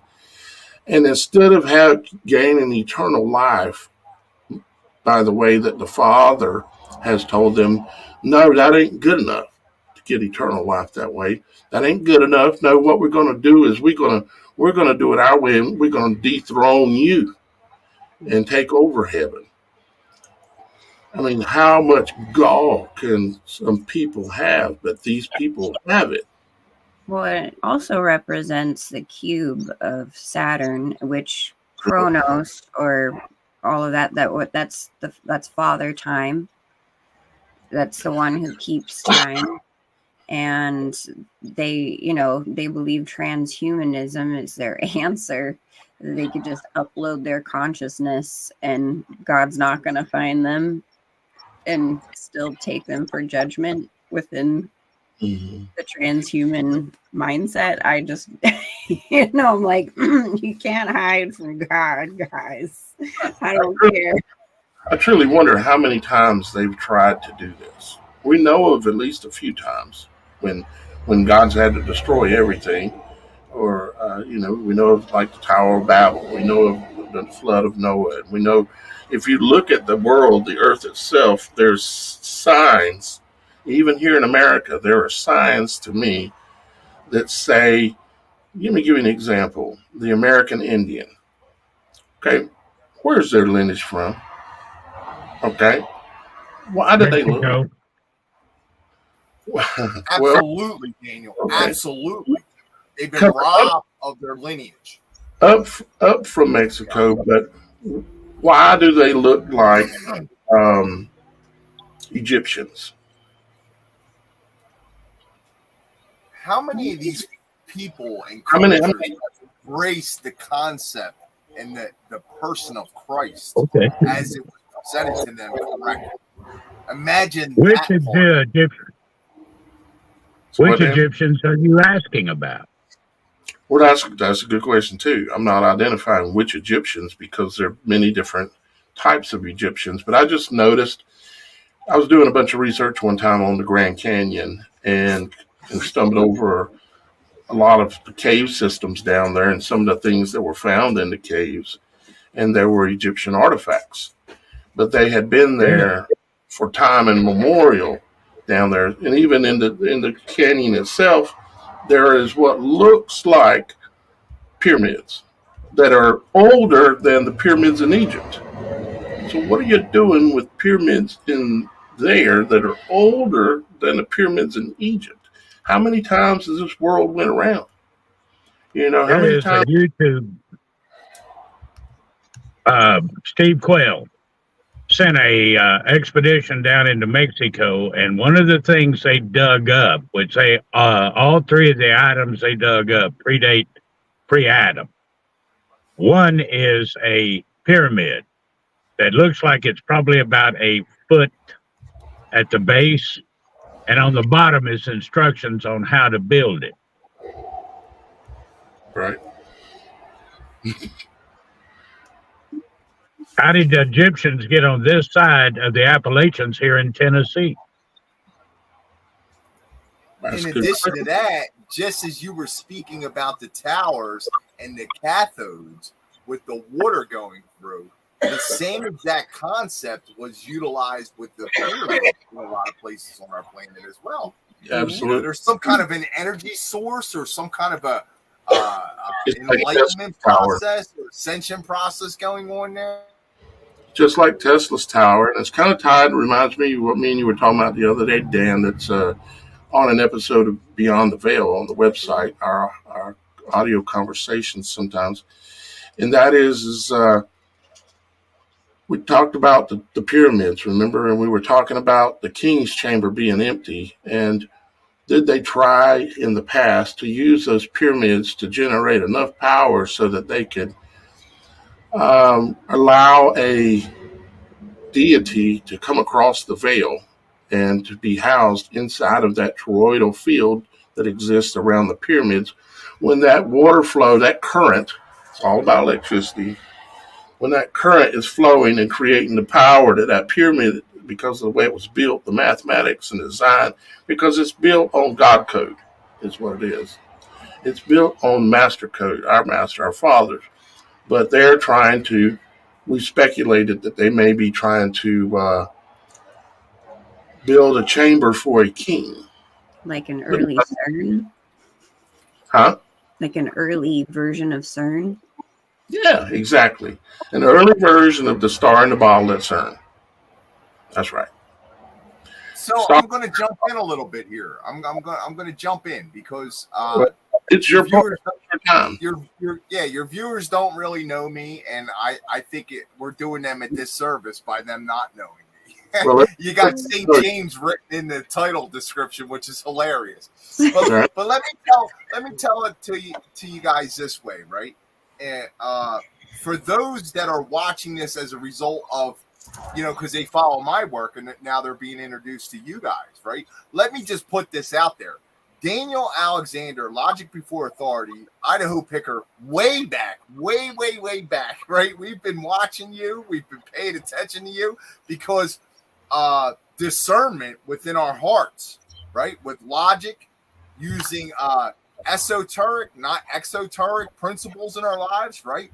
We come across these things and we say to ourselves, something's different here, right? So when somebody's speaking truth to you, the one thing that I learned being in and out of the mental health field, the drug and alcohol field, in and out of prisons, jail systems, working on both sides of the fence all these years, right? The one thing that I do know for a fact is that when truth is presented to you, you cannot deny truth, right? Truth, when it's presented to you, you can't deny it, and it's going to become part of your fabric, right? So when I came across your work, sir, I was presented with truth, and it was obvious. Not only was I presented with truth, but I was presented with someone who had due diligence on investigating what is really going on behind the scenes. What in the supernatural is going on? Right. That's right. What in the supernatural is going on, right? And then, like, the other aspect of it is, and I got a lot of respect and mutual admiration for you, is because you are utilizing technology today to reach the masses. Like, we don't have that. We need that. Everyone who is involved with our tribe and what we're doing, right, in opposition to what those other clowns are doing, right, the agenda providers, right, that we have to utilize the same tools and resources that they use, right? But some of the stuff that I've come across over the years with your work that's helped me immensely, deep underground military bases, the investigations involved with that. iPet Goat 2, the investigations involved with that, right? Also, like, I'm going to just share my screen for 1 second here, right? So, like actually, the tunnels up under all the Walmarts. I don't know if it'll work, but for me, the main thing that was important was not what was right and what was wrong in the situation, but the information, right? Because we come to our conclusions based upon the information. Only your heart's going to tell you what's right or what's wrong, right? Some of the stuff we've been presented with over the years, it's an exoteric view, right? They're major psychologically advanced psychologists, right? And I'm just going to pull this up here for 1 second so that you guys can see. Okay, so this is from one of my presentations on my YouTube channel, the word psyche, and what it actually means, the actual definition of the word psyche, right? It says 1640s, animating spirit, the human spirit of mind, from Latin psyche, from Greek psyche, the soul, mind, spirit, life, one's life, the invisible animating principle or entity which occupies and directs the physical body, right? So that's soul, right? We, the don't have that information readily available to us. They cast a veil across us and they dumb us down as much as possible. Okay, so when we see things like this word and its true original root definition of the word, right? Now, think of all the times we hear the word psychology. We hear the word psychoanalysis, right? We hear all these different psychological approaches, psychiatry and psychiatrists, right? All these different uses of this word, right? So working in the mental health field, I've made it a point to point out to the masses what's been going on, like what the truth is. Okay, so one of the things that you might want to take part in is the investigation of snowmed.org, right? So snowmed.org, SNOMED.org, right? If you spell it backwards, it actually says grow demons, right? But what is snowmed.org? It's the international organization that creates all the medical billing, all the medical terminology, all of the medical, everything that has to do with the medical field, from definitions on out. It all comes from this organization called snowmed.org, all right? So, like, when I came across your work, Daniel, and I saw what you were doing, right, you've always kind of, like, fed my spirit in a different kind of way, right, with the investigation of things, right? Right. So I actually had 2 near-death experiences. We can get into that in future gatherings between us, right? But, like, I've had some life-changing, soul-changing, earth-shaking things occur in my life, right? So I was running recovery houses in the city of Philadelphia after I had a couple years clean, because what I found was when I was helping other people, my life was improving. The lives of those around me were improving, right? Which was like a great experience, right? I found all the ways that didn't work, medications, different types of therapies, different types of institutions and ideologies, religion, all these things I tried to my earnest because I did not want to live the same self-centered scumbaggery ways that I was living in my life, hurting my family, hurting my loved ones, hurting my community, feeling like I had a total loss of control of my actions and behaviors, right? So by utilizing this simple concept of care, right? It's the hidden principle in the Hermetic principles that we spoke a little bit about in this broadcast. Like you got the 7 Hermetic principles, which they utilize against us as a weapon, a psychological weapon of our reality they use against us. They created all these ideologies and religions, right? And here we are now, and we're like trying to figure it all out. And we have this great use of the internet where we can find certain things. Like they're on the cusp of shutting it all down on us, but we're on the cusp of discovering it all, right? So like I say that because I named my website and everything that I do behind my work, I call it the Lost Principle, which is the principle of care, which is actually a translation of the Latin word genere, which is to create, to care, right? Which is actually the G inside of the compass in the square for Masonic practices, right? Now, I'm not no Mason. I'm not here to promote any of that crap. But what I'm saying to you guys is that they've always had and flaunted the truth of our existence in our faces since the beginning of humanity, right? So, like, I'm here and I come across this information, and I was early on in my recovery process, and I said to myself, the more I seem to care about something, the more change and effect seems to occur, right? So I named my website behind it. I kind of like captured all my actions and principles behind it.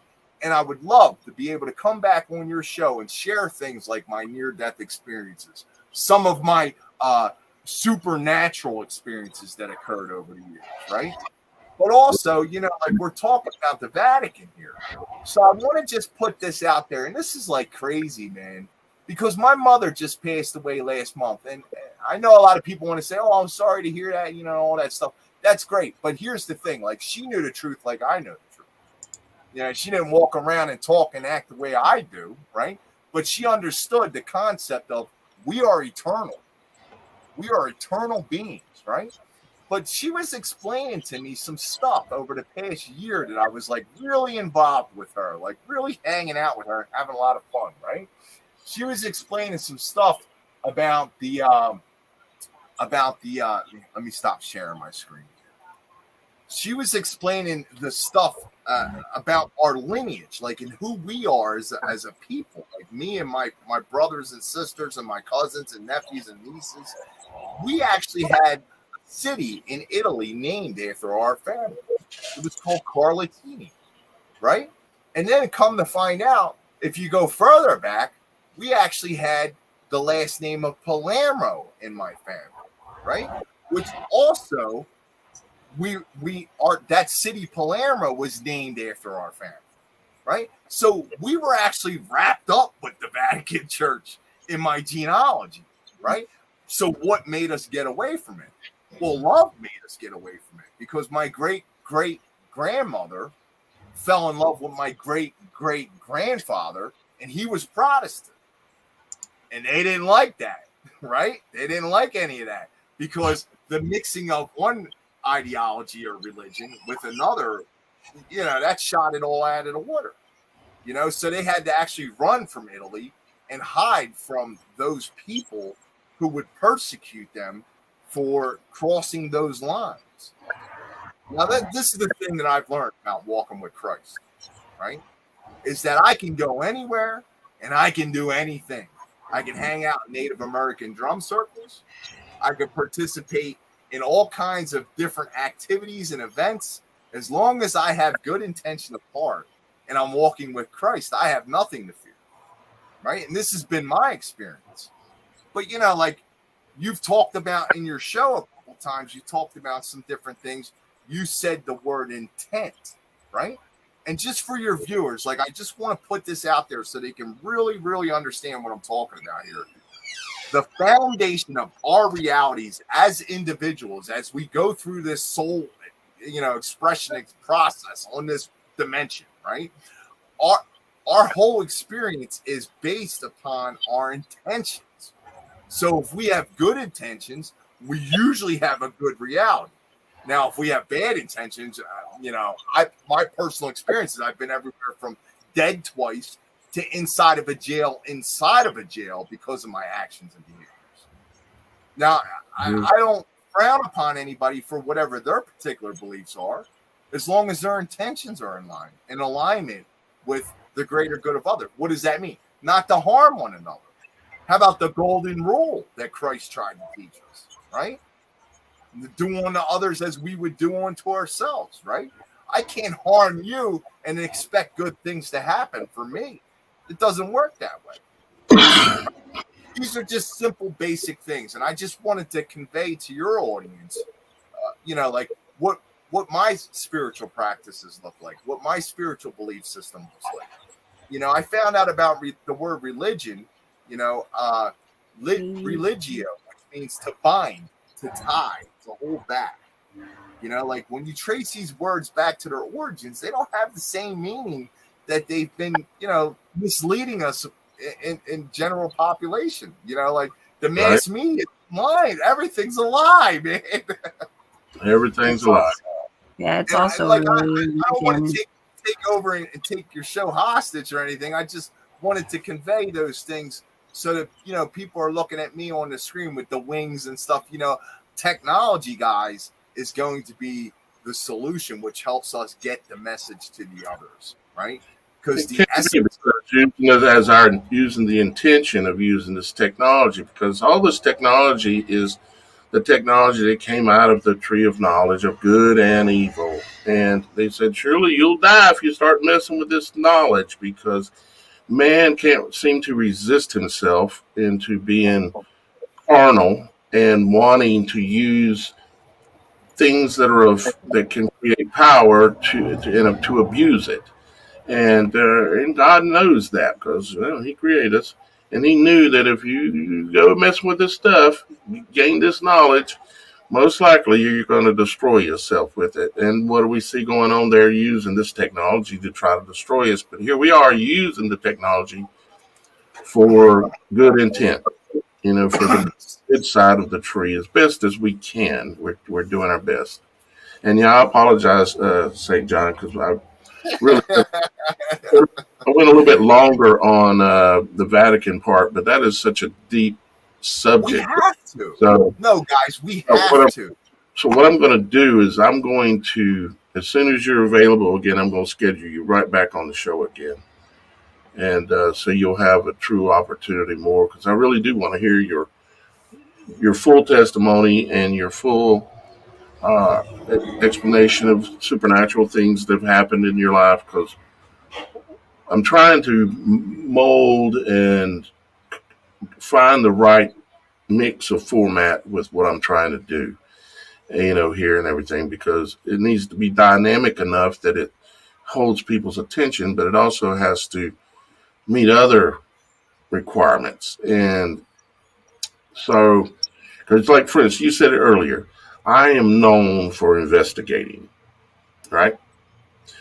In this show, do I provide investigative knowledge? Yes, but it's not as thick and strong as when I do stuff like with Logic Before Authority, or back when Out of Bigwood was a thing, right? But so I have to figure out a way, because I only have so many hours in a day, but I have so many days in a week, and I have to figure out and allot myself time to continue to give people what they really like about my ability, which is I can see. I see. Right. I can see the true nature of things. And I'm also learning and trying to understand additional gifts and anointings that I have. And the more I pay attention to them, the more they manifest. And it's surprising, to be quite honest with you. But we all need to be doing that, because we're not just simple clay. We're much more. In Dan's case, we're more than a conqueror. That's right. We're more than victorious. That's exactly right. And they want us to feel like we're less than. That's their job, to make us feel like we're less than. Well, guess what? We're nothing. We know the truth. We walk in truth. But they're wrong. And there's people out there, a lot of people like you, like everyone here, like me, and like many of the people watching right now, that are starting to wake up and realize that we are more than what they led us to believe. We're not just a grain of sand on the beach, and there's millions of beaches. We're not that. We're not, that's a lot of times why I think they told us that we are, with the whole NASA thing, they told us that, we're this grain of sand inside of this huge bowl of sand, and we're just one grain of sand. And the whole grain of sand is the earth. And then on that earth, we're nothing. We ain't even an ant. We ain't nothing. It's not true. It's not true.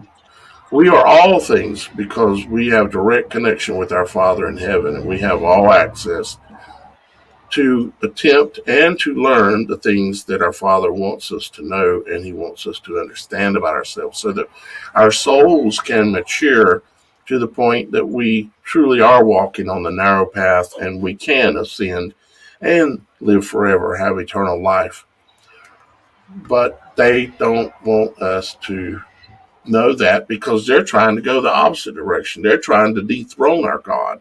They're trying to go back to the garden, and I want the people that are watching to know that you are special.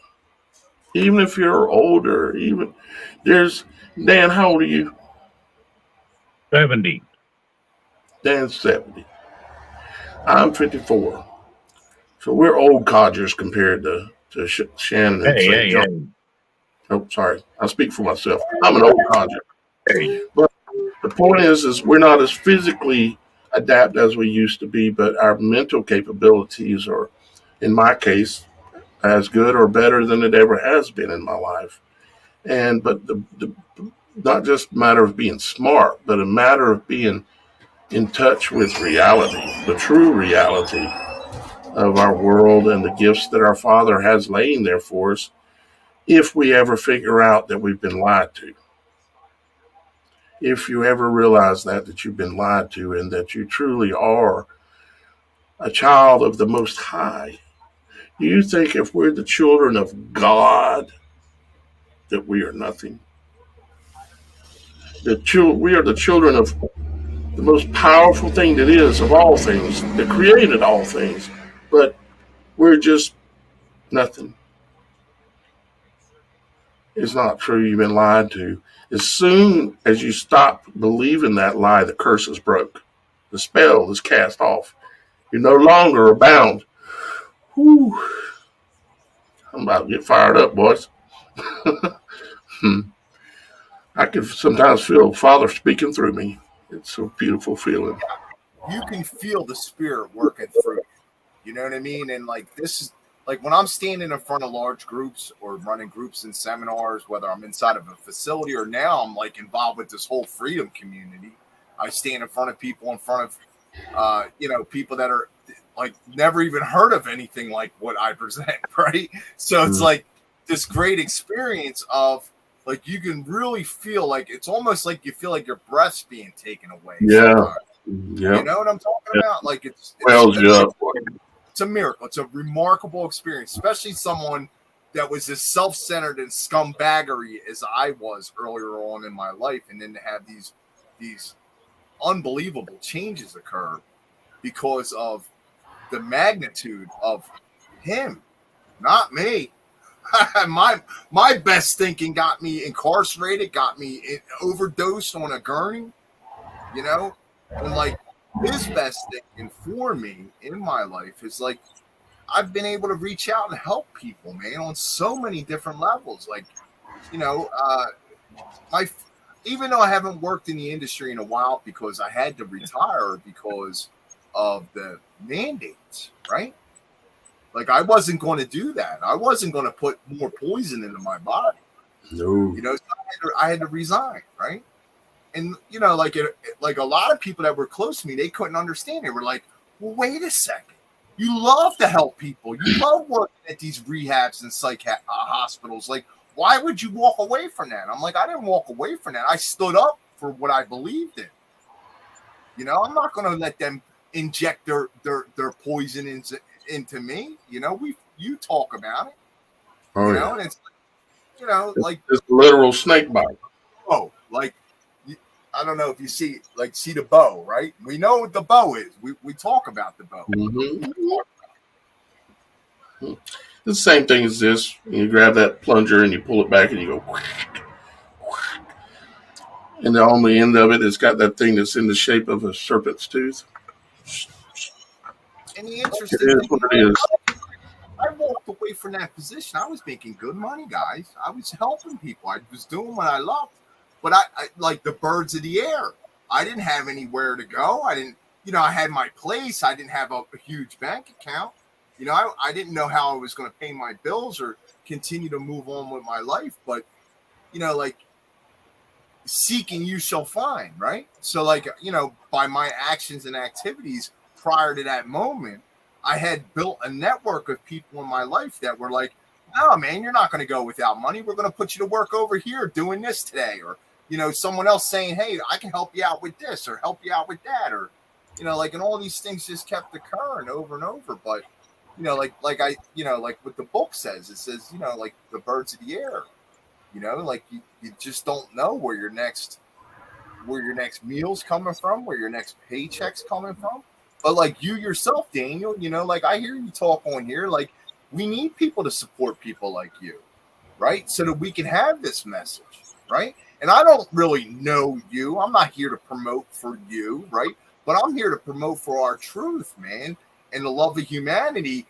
Like I wouldn't have it any other way. Like I'm very fortunate where I'm in a position today where I don't really have to, you know, ask people to donate to me, right? But I'm not in a position where I could donate to others, which would be great if I was. I have been in the past, you know.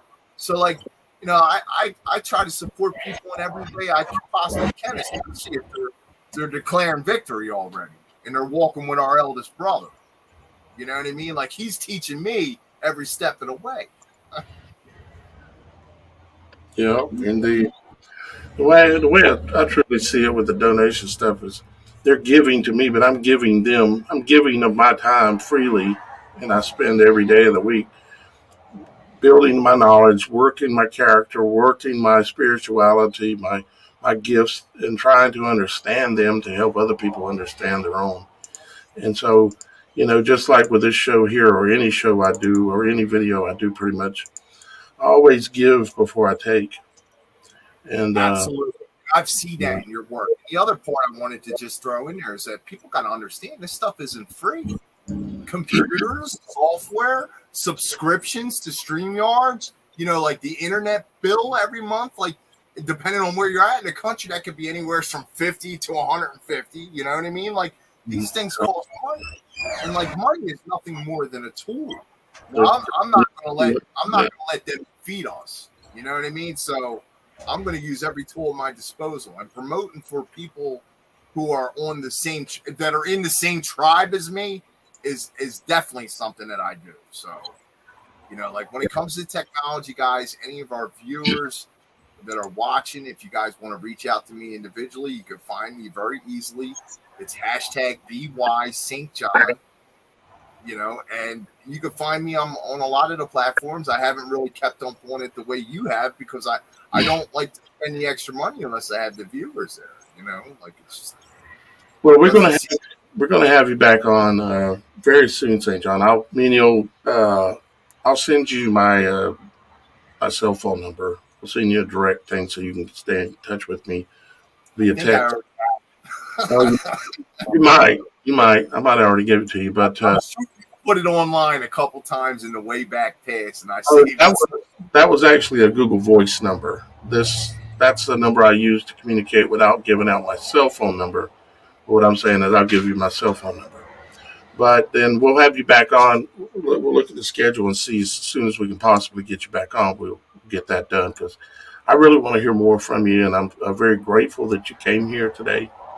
And I'm grateful that everybody's here today. And mostly, I'm also very grateful that there are hundreds of people watching at this moment on various different platforms out there. And I appreciate that y'all guys are supporting us by, sharing, subscribing, maybe going to the website, maybe considering becoming a member of the website. It is something you can do if you want, and you can make sure you don't lose connection with guys like us, because the way the YouTube algorithm is working right now is it'll push more and more people out, and they'll put more and more crap in your face, and they're being like a serpent coming up on you slowly. They're like, just move this stuff out. Let's get some more crap in there. And that's what they're doing. But the way that you can break that cycle, at least in my case, and the things that I'm going to be doing, is go over to TheSupernatural.Show and become a member. Now, there is a free membership there as well. It gives you access to quite a bit of stuff, and it will accomplish the same thing. So if you can't afford a paid membership, sign up for the free one. How about that? And then you still will not lose contact. I'm going to be emailing you at least once a month.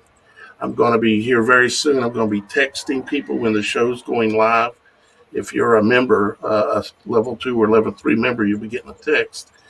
And but mainly, I want to say thanks to St. John for being here, and we are truly going to have you back. And I owe you a little bit of an apology for going too long on the Vatican stuff, but we're going to have you back here real soon. Miss Shannon, you have any thoughts before we get out of here today? I just wanted to say I went ahead and subscribed to your channel on YouTube, and I look forward to having you back on and talking more with you. And I too, I'm part of the Caprioli family, so we have a little town out in Italy as well. And so it's kind of cool. Our families hung out, I bet. But anyways, I look forward to having you back on our show, and I love you all, and come back next time to find out what in the supernatural is going on. Please like, subscribe, share, and hey, have a blessed weekend, you guys.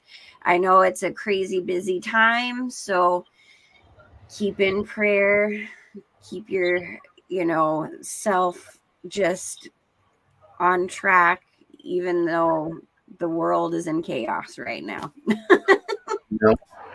Control your mood and don't allow anybody to bend you. People that otherwise will attack you and try to make you angry or say things that will make you angry, choose to not let it bend you. Be the rod of iron, be the attributes of the rod of iron. Stop allowing the world and the things around you to bend you and knock you out of shape, knock you off the path. Stay on the path by choice. You have a choice as to whether to get angry, get happy, get sad, get whatever. It ultimately is your choice, and you have to learn how to control those emotions, because your emotions are power. They have powerful capabilities that we're going to be getting some more conversation about here in the very near future. But with that being said, Mr. Dan, I reckon we're going to call it a day here. What do you think? I think it's about that time. It's getting close to dark 30. Yep. Would you close us out with a prayer? It was great meeting all of you guys in person. John, thank you for blessing us. Your wisdom is really great, and I look forward to hearing more from you. Thank you, Dan. And thank you for you prior to the show. We're going to try to play Shannon's piece that she created called You're Not Alone. And it has to do with the theme of this program, the People's Show, and the website, the People's website, which is TheSupernatural.Show. But she wrote a song, and she's redid it a little bit, and it's called You're Not Alone. And we're going to see if we can get it to play and work today. Let's give it a shot. If you feel so alone, just know you are right at home, 'cause we are here to share, and all you have to bear. Jesus brought us all here together. Everything is in His hands. Don't you worry, we're here for you. You're not alone. Welcome to the body and soul of Jesus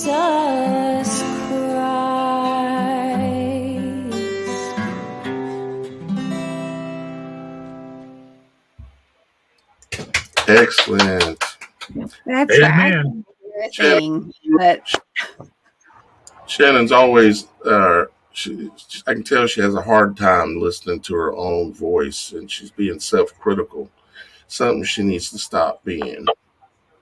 Don't allow the thought of what other people think to ever control how you feel about yourself. You do a wonderful job. The fruit of your works are great, and you should feel very good about the things you're doing. I'm sure our Father in heaven is very proud. With that being said, guys, we're going to go ahead and get out of here today. We love you, and we'll see you next time here on The Supernatural Show. Bye-bye. What is going on here?